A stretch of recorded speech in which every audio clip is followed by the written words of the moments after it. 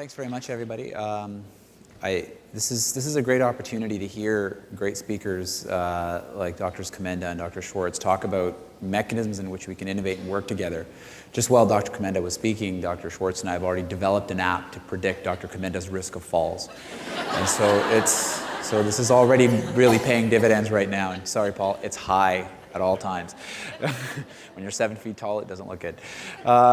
Anyway, so this is a bit of a departure from the talks you've heard already, and we heard, there's been an element of disparities, and we've talked about this a little bit over the course of this conference, but really this was an opportunity to respond to some of the feedback we've had from previous years, which was to gain an understanding of some of the research that's being conducted in the various fields of kidney disease in our province. And so really it was an opportunity to kind of outline some of the work we do from a transplant perspective.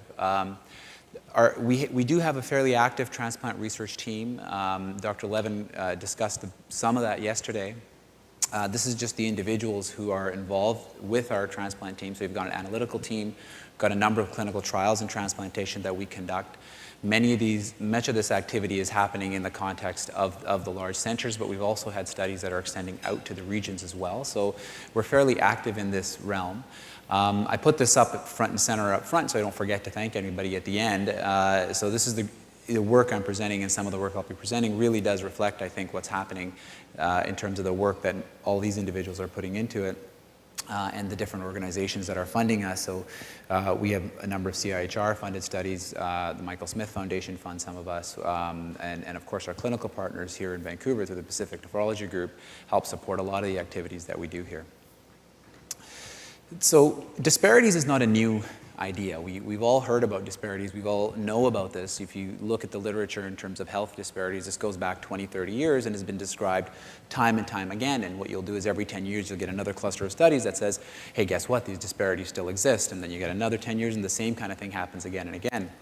And it's certainly not unique to kidney disease. We know that patients who are in a lower socioeconomic status, patients of certain ethnic minority groups, patients who are disenfranchised geographically in any way, they will have reduced access to care, and we know this. If you think about kidney disease, though, it's not surprising that this is the population where we're really going to see this enhanced to some degree. And, and it's largely because the populations that we see within our environment that actually are typically disenfranchised also tend to develop kidney disease. I'm not sure if that's because they're disenfranchised and have reduced access to care to some degree, but there is certainly a strong association. So African Americans in the United States, for instance, you have a much higher risk of end-stage kidney disease. Similarly, in Canada, our First Nations populations have a huge increase in the risk of end-stage kidney disease. Ethnic minority groups, whether it's South Asian, whether it's East Asian populations, whether it's many different subgroups, we are seeing an increased risk of end-stage kidney disease. And so that's reflected in the patients that we see and is reflected in their ability to access those cares. So when you have a group of people that's already disenfranchised in terms of get access to care, then our diagnosis is delayed, and then as a result, when your diagnosis is delayed, their outcomes are going to be inferior when you look at them in the long run. And so it's a critical issue that we really need to address. When we think about transplantation, those of you that have either referred a patient to get a transplant or have interacted with patients who are in the process of getting it, it's not easy. It's a lot of work, and I don't mean it's not easy for us. It's not that hard for us. Well, no, it is, but the point is that it's a lot of work for the patient. You have to be referred. You have to be medically suitable at that point where your physician or your team thinks it's reasonable to refer you to get worked up. Once you're referred, you have to go to the transplant center, and as it stands right now, that is generally geographically based here in Vancouver, and so there's significant barriers from a travel perspective. I'm really interested to hear some of the stuff that Dr. Schwartz was talking about and Dr. Commenda are talking about, because I think that'll help us try to bridge some of these gaps that we have, but these are important considerations. It's not easy. And then there's the whole issue of actually getting approved. So you have to go through a battery of medical tests that patients have to go through to get evaluated and ultimately reach a point. And anyone that's had a patient go through this or has gone through this themselves, you know that one test begets the next. So you'll get a cardiac evaluation and you'll find something. You'll get an angiogram. Then you get something done. Then you got to wait 6 months, get another test for a follow-up. And this process really drags out. So it takes a lot of work on the part of the patient themselves to be proactive to get this process going. And then there's the whole issue of finding a living donor. And that in and of itself has to be a proactive process on the part of the patient. More and more, we're not having people who are volunteering out of the woodwork, and we're encouraging our patients to have a more proactive approach. So in order to do all these things and do this in a timely way, you have to be able to navigate the system and know how to navigate the system, or at least have someone support you through that process. So disparities in general have been described for a long time, and in transplantation is no different. We've seen a number of studies in the last 20 years. The first study on disparities in African Americans was published 20 years ago, and since then there's been about 15 other studies that have shown the same thing, is that disparities exist. So let me just highlight what we know about this. So in the United States, which is, I think, where we really see the most dramatic example of some of these disparities, there's a number of racial disparities highlighted. If you're not white, and it doesn't matter if you're Asian, if you're Hispanic, if you're black, if you're what they call American Indian or Aboriginal, or a Pacific Islander, it doesn't matter what your ethnicity is, you are less likely to get a transplant. That's true for a deceased donor transplant, and that's more true for a living donor transplant. As you can see, if you look on, I'm tall enough, so I can show you here. So if you look at, on this figure right here, it's 6 times more likely to get a living donor transplant if you're white compared to all the other groups, whereas for a deceased donor transplant, that number is a little bit smaller. So this is a consistent finding we're seeing. In Canada, we would expect that, well, we have a universal healthcare system. We don't need, there's no issues of some groups having insurance and some groups not having insurance. We should actually be able to provide, in a consistent manner, access to transplantation pretty well equitably for all our groups. But that's clearly not the case. Our Aboriginal populations have a reduced access to transplant, and this has been described time and time again. This figure, there's 2 green lines for some reason. This was done by CIHI. CIHI is the Canadian Institute of Health Information, and they created a report looking at the care of end-stage renal disease patients and the incidence and prevalence of end-stage renal disease in Aboriginal communities in Canada. And you can see here, this line right here, basically compared to non-Aboriginals, transplantation in Aboriginals is much less likely. So a much smaller proportion of them are getting a kidney transplant. If we look at other ethnic groups, we see the same type of a pattern. So this was a study that was done from a few different centers in Canada, but was led by Cello Tonelli in Alberta.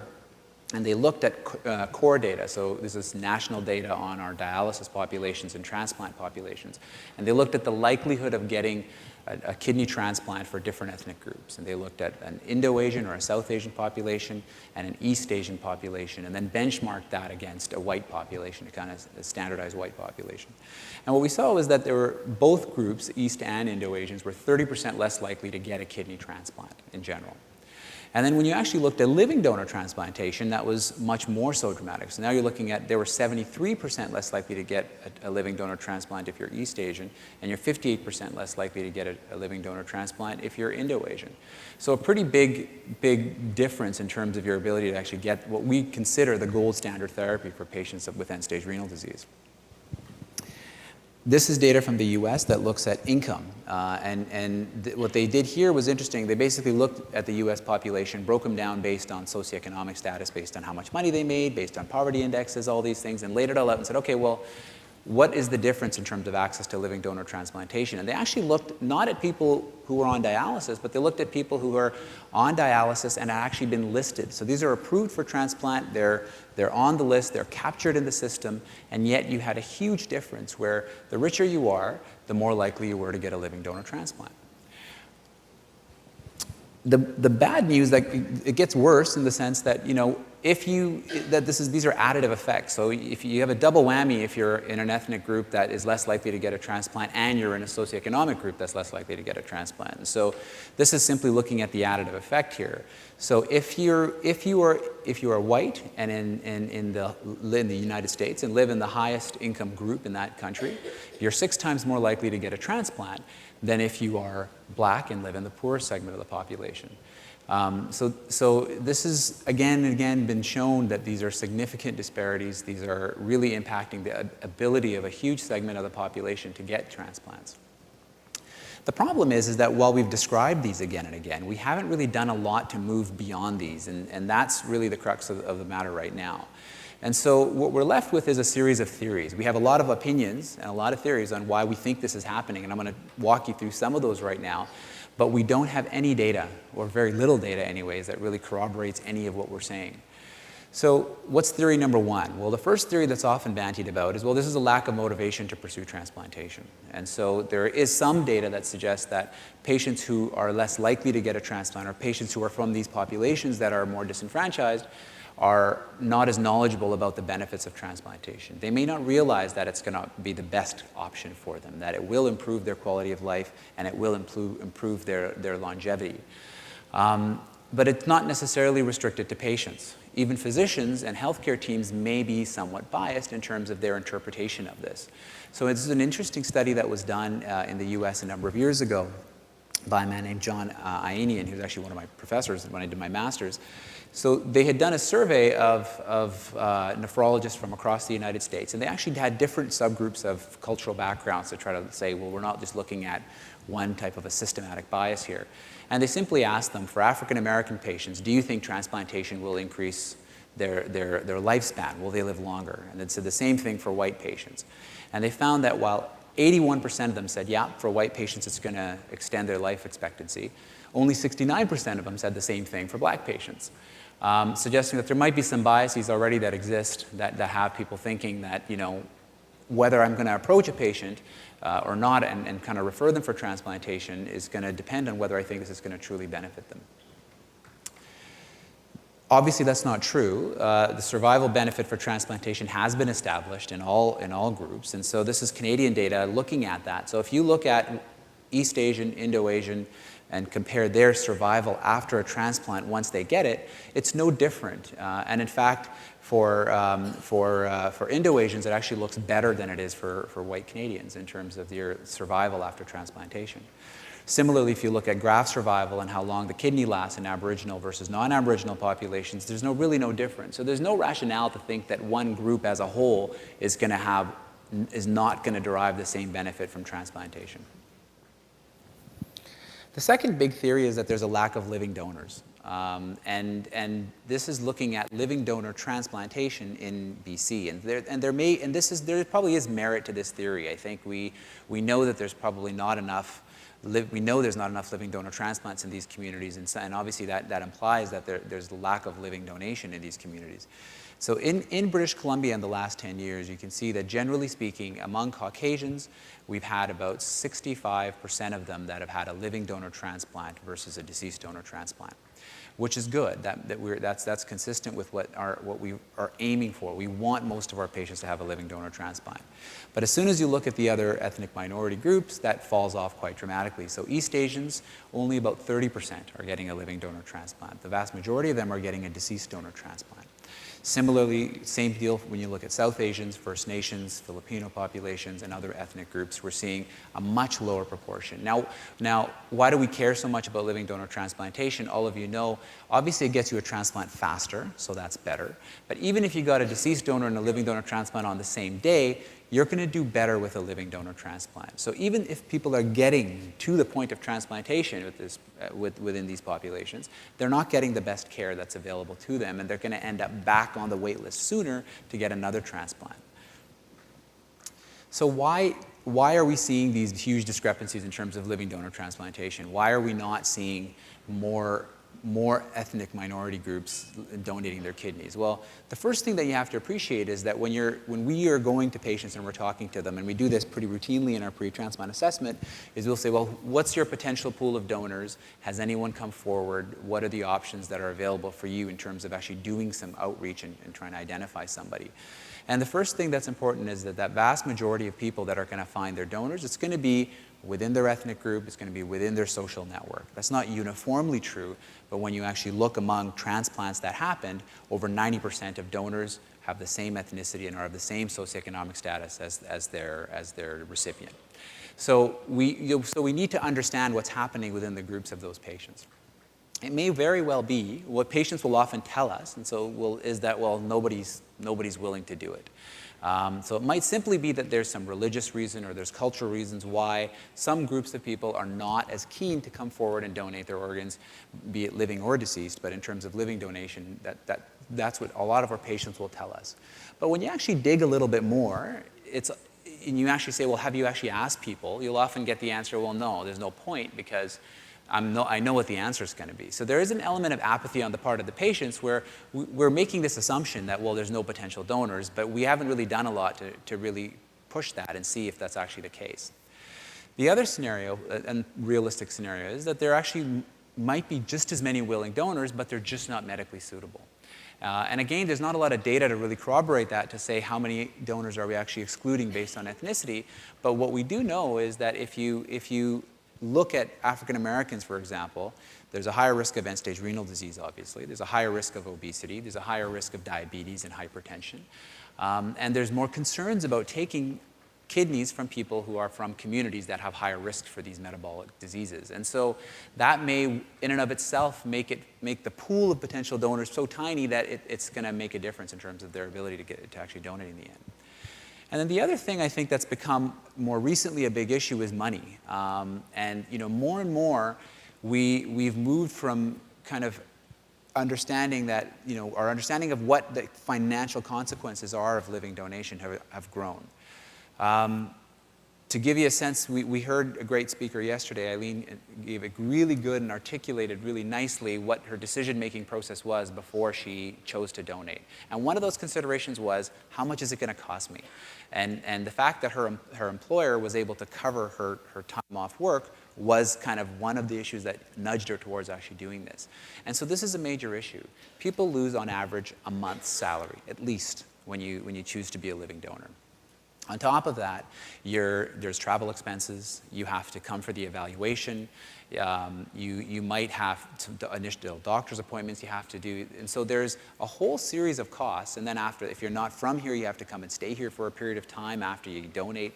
There's a whole series of additional costs that are at play here that patients right now, donors, are largely taking upon themselves. Now, there is the LODER program through the Kidney Foundation of Canada, which basically reimburses for some of those expenses. But what we don't do anything for is lost wages. And that's probably the biggest expense patients incur.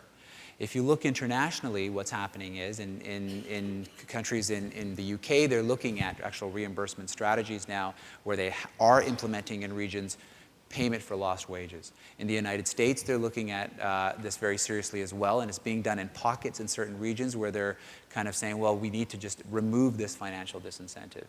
And the reason is because it's becoming more and more clear that this is actually a relatively easy barrier to fix, and it's a bigger barrier than we anticipated. This is what's happened this is kind of representative of how important income and money is for kidney donors.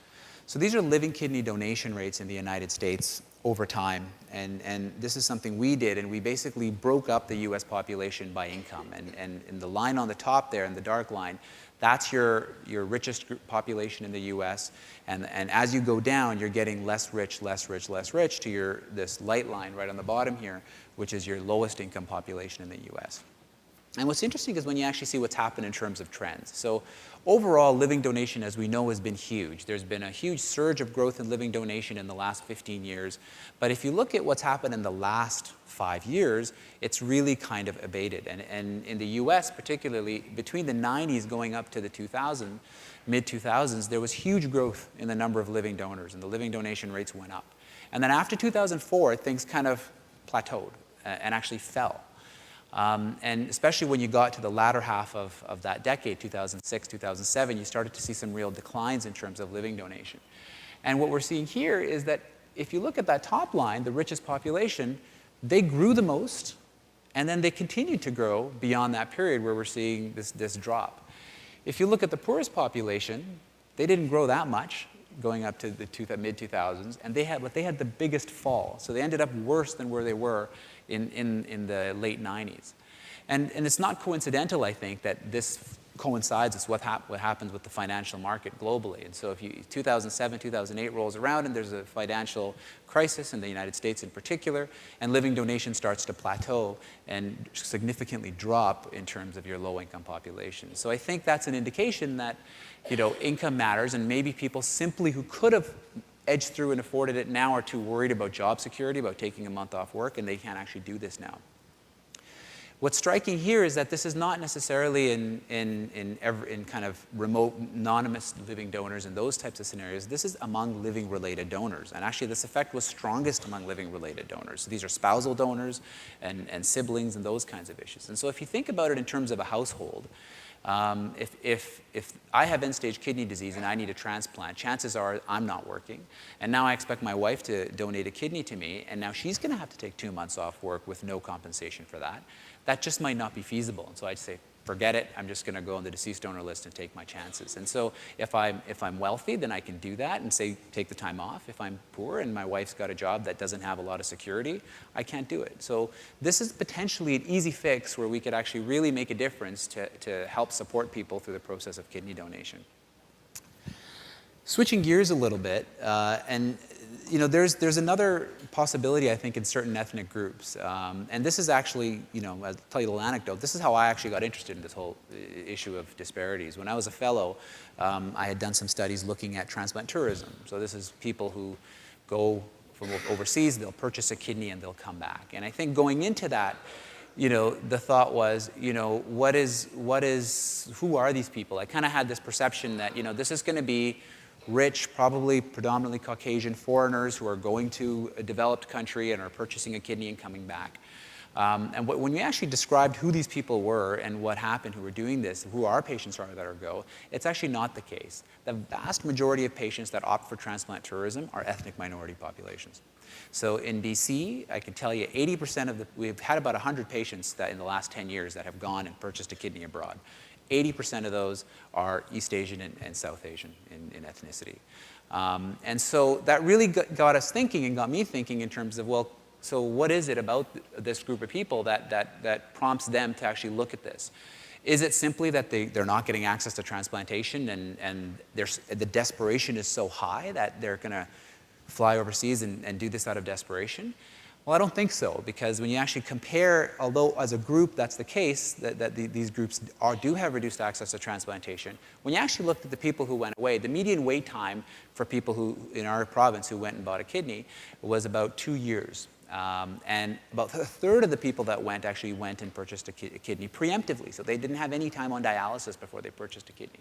So there may be something here culturally, or there may be something here attitudinally that does look at this as a viable option. And I'm not saying that in a negative way that certain cultural groups say, hey, it's great to go buy kidneys, but I think what it is that it just might seem a little less risky. The majority of patients went back to countries where their ethnicity was from. So if I'm South Asian ethnicity and I was born in India and now I feel like, well, I just might have more comfort in the notion of going back there and undergoing a surgery and getting a transplant. I might have a little less hesitation to do that. But I think this is a real question. Is this actually deterring people from pursuing options locally? So is it easier to say, well, you know what, I don't really want my husband or my wife or my child to donate a kidney to me. Maybe it's easier for me to actually consider going overseas, and that's a palatable option for me. And if that's the case, we need to know that, and we need to combat that with some education.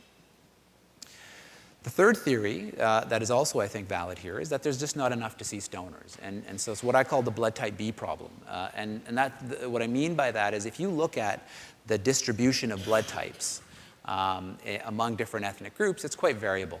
So blood type B is the best example of that. In a Caucasian population, less than 5% of that population is blood type B. In South Asians and East Asians, it's about 30% of the population is blood type B.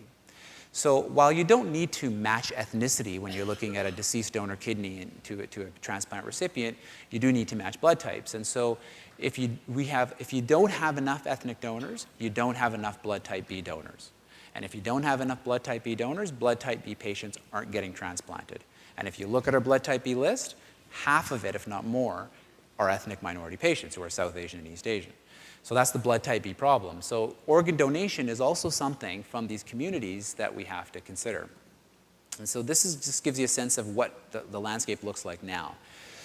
The total BC population, this is broken down into visible and non-visible minorities. So the bulk is not a visible minority, but about 15% of the BC's population is East Asian, 7% is South Asian, and then 3% are other visible minorities.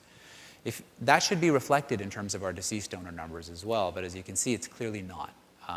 1% of our organ donors are South Asian, 6% are East Asian, and 4% were other. So there's a huge discrepancy there, and that needs to be addressed to some capacity here. So, and again, the theme is consistent. Again, we've described this, but we don't really know why. And so it could, again, be related to cultural or religious objections to donation. I can tell you that every religious group in the world has pretty much signed off on organ donation and said that there is no established religious, opposition to organ donation. Cultural issues are, I think, difficult to tackle. And so I'm leery to say this is a cultural issue because I think that breeds a bit of apathy because you say, well, we're not going to change cultural issues, so I guess we just have to deal with this. It is what it is kind of scenario. But there might be some actual issues that are not cultural, that actually might just be, there's some process issues and there might be some realistic explanations that can actually help us move forward. So first of all, there may be fewer eligible donors. If you look at death rates among different ethnic groups, there's actually mortality rates overall in terms of in-hospital deaths where someone could potentially be an organ donor. Those death rates are lower in Chinese populations, they're lower in South Asian populations compared to Caucasians. So that's a very simple way of considering it. Now, we don't know whether those people are even going to have the medical criteria to be considered organ donors, but that's one thing that needs to be looked at. The other issue that often comes up is what is the process? And is the process in which we are now approaching people and their families to consent for organ donation at the time of someone's demise, is that culturally appropriate? Are we doing that the same way? I can tell you that it's probably impossible to make it culturally appropriate for every group in the way it's done right now because, there's language barriers at the very base, and you can get an interpreter, but all of us who've dealt with an interpreter know that right away that kills rapport as soon as you have an interpreter in the process. And then there's a mechanism of how are we approaching it? Is there some cultural nuances that we need to consider? And so there are things that have to happen. There was a program in India. There's not a lot of deceased organ donation in India, but there's one hospital in southern India that started to do organ donation. And what they did was they implemented a volunteer system where they had volunteers from the community who would come in and support families at the time of, in their end-of-life care. And the support would not just be organ donation, but it was around this entire process of helping the family, coordinating things, coordinating funeral processes, and just being this extra support system. And when those people approached organ donation, a single hospital in a year had 300 organ donors. It's quite dramatic what can happen when you actually kind of tailor to those families' needs to some degree. So how do we actually move forward, having understand that these are some of the theories that exist? So briefly, I just want to tell you about a couple things that we're doing to try to at least move this understanding forward a little bit. There's a survey study we're conducting on living donor kidney transplants and transplant tourism, and we're surveying 1,000 end-stage renal disease patients in the Lower Mainland. And this is conducted in Chinese, it's conducted in their interviews in Punjabi, and it's conducted in English. And basically, what we're trying to get at here is trying to get from patients, and so you might see our coordinators around in your dialysis units, but basically get a sense of how many potential donors do you truly have, who have you asked, what do you know about the benefits of living donor transplantation? And when you're, who have you asked, and when someone's offering, who do you want to accept an offer from for living donation and who you don't? We're also getting at this issue of transplant tourism and say, how viable do you consider that to be an option? And is that actually deterring you from working up your donors and approaching people locally? So that's still in process right now. And so we'll probably another year before we'll have some results from this, and we'll present those to you later. And hopefully that will give us some insights into what's happening. Another study that's in the works right now is we're trying to work to quantify deceased donation in ethnic minority populations. So I talked to you about the process of organ donation. Well, we need to see what that process looks like for different ethnic minority groups. So we need to say, well, in that South Asians where you only have 1% of organ donors, how many eligible donors are there? How many were approached? How were they approached? Did they say yes? What were the reasons they said no? All that has never been spelled out, and that's something that we're going to be doing here in BC over the next couple of years. So in the meantime, what do we do? That's great, we'll have some more information, but what do we do now? I think, we certainly need enhanced education on the merits of transplantation. I think use of tools that are going to be relevant to patients is important, and some of the stuff that we heard Dr. Schwartz talk about I think is really important in terms of having easy to access tools that are going to be accessible to a broad group of people quickly is really something we need to think about. We need to use those tools additionally to really support living donor outreach. I cannot stress enough how important and critical that process is very early. It starts in CKD clinics where we start not just saying, you need to find a donor, but we actually are facilitating that for them. We're providing them with a letter that says, this is how you do donor outreach. These are the do's, these are the don'ts. We have to remind people of the don'ts as well and say, don't put up billboards and go on Craigslist because that's not what we want you to do. But there is legitimate stuff that you can and should do that's going to help you get a transplant. So those things need to you need to continue to do that. To our best capacity, we want to make sure all the information we're providing is linguistically appropriate and culturally appropriate. And the renal agency and BC Transplant has actually translated all of their equipment, all of the materials in multiple languages so that we can actually facilitate that. I think an easy fix is we need to remove financial disincentives for living donors. I don't think that's a big deal. I think there's a way for us to pay for lost wages. I don't think ethically that's an incentive. I think that's a disincentive that we can remove, and that's something that we really need to work on. And then we have to continue to engage members of the communities that we feel are disenfranchised. And so we need role models, people who have donated, people who have kind of gone through this process to represent the validity of what we're doing here and present that to their communities. And so these are some initiatives that are happening just in closing here. This is Gurjeet, I saw today, she's here. There she is right in the back. She received a transplant from SHAC, and they have been actually really good about doing that. They were at the gala last year kind of going out and really putting their word out.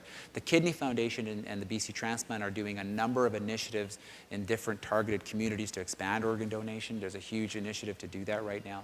So I think we're working towards these, but we clearly need more information, and hopefully we'll get there soon. So I'll end there, and I'll entertain any questions.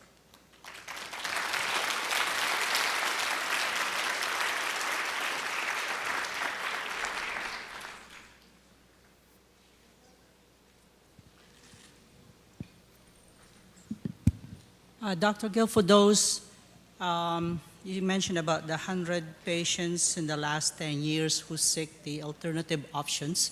Mm-hmm. When they come back with side effect from, let's say, transplantation from India or Bangladesh or China or somewhere,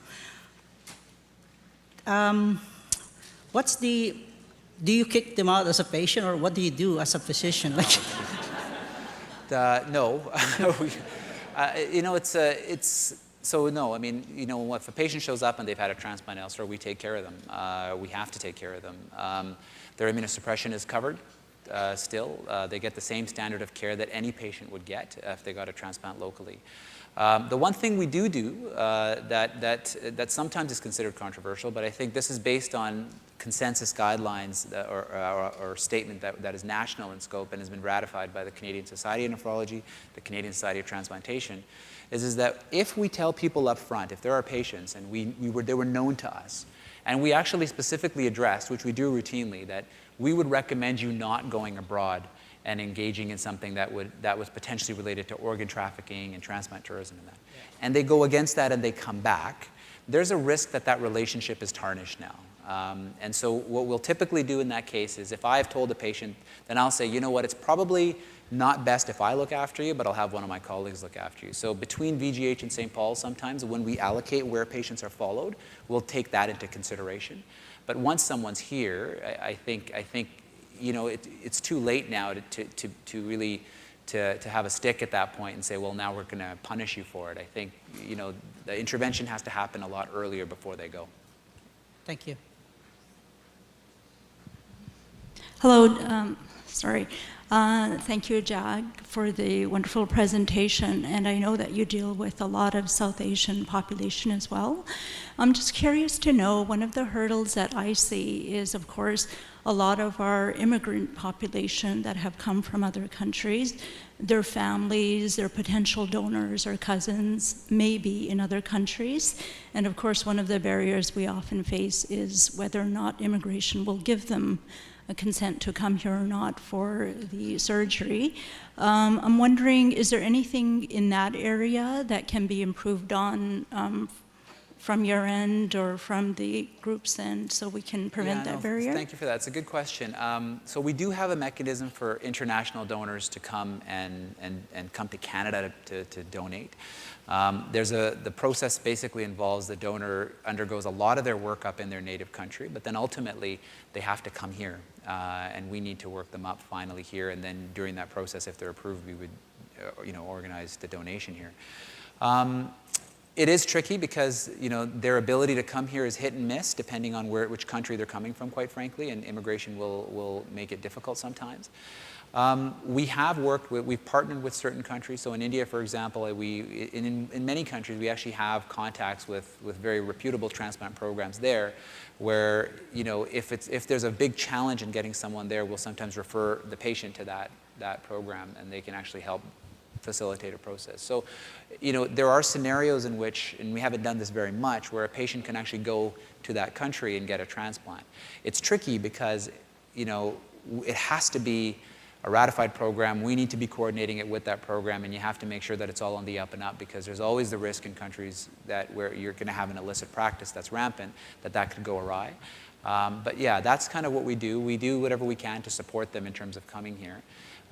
Generally speaking, if it's a biological relative, it's a lot easier. Immigration has a much easier time bringing people here. The more remote the relation gets, if it's a friend from another country that's coming, we've had to see it a little more challenged. But that's something that we're trying to work on to help support people to try to get that going.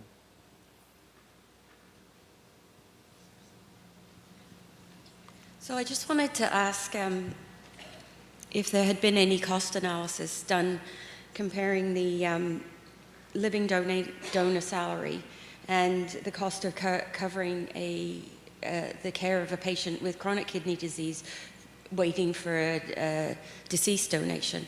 Yeah, there have been. In the United States, they've done that, and it's shown it's hugely cost beneficial to support a living donor if you're going to take a patient off dialysis, right? The annual costs of dialysis are estimated anywhere between $50,000 to $75,000 per year. So if you can get someone transplanted, the cost of a month's salary for a living donor is really inconsequential.